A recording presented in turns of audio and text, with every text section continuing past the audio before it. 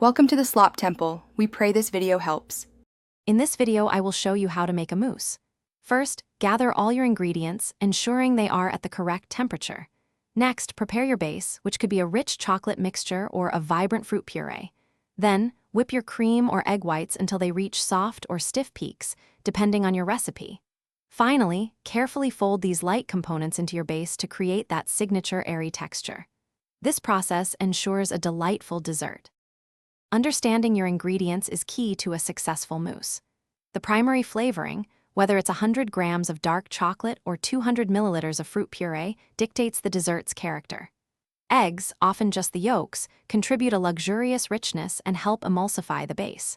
Sugar not only sweetens, but also aids in stabilizing the mixture. Finally, the aerated component, either 250 milliliters of whipped cream or 3 egg whites, creates that wonderfully light and airy texture we all love. Achieving that perfect, cloud-like mousse texture requires careful technique.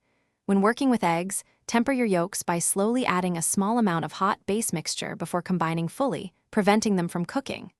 Whip your cream to medium stiff peaks. Over-whipping can make it grainy. The most crucial step is folding. Gently combine the aerated component with the base to maintain maximum air. Finally, chill your mousse for a minimum of 4 hours, or ideally overnight, for a firm, delightful set.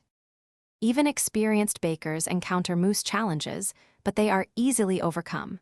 If your mousse is grainy, you might have overwhipped your cream. Aim for medium stiff peaks. A streaky or uneven texture often indicates underfolding, so ensure everything is gently but thoroughly combined. A runny mousse usually means it hasn't chilled long enough. Give it at least 4 hours, or even better, 8 hours in the refrigerator. Always start with clean, grease-free bowls for optimal whipping results. Thanks for watching. Consider subscribing if we helped you.